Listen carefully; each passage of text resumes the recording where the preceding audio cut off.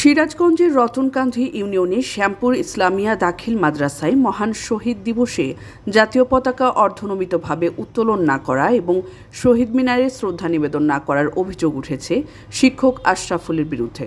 স্থানীয়রা জানিয়েছেন, ২১শে ফেব্রুয়ারি প্রতিষ্ঠানে কোনো কর্মসূচি পালন করতে দেখা যায়নি। একই সঙ্গে সরকারি বন্ধের দিন শিক্ষার্থীদের নিয়ে কোচিং ক্লাস পরিচালনার অভিযোগও রয়েছে তার বিরুদ্ধে। নাম প্রকাশে অনিচ্ছুক কয়েকজন অভিভাবক বলেন, ছুটির দিনেও আলাদা পাঠদান চালানো হচ্ছে, যা শিক্ষা নীতিমালার পরিপন্থী। অভিযোগের বিষয়ে মাদ্রাসা কর্তৃপক্ষের স্পষ্ট বক্তব্য পাওয়া যায়নি।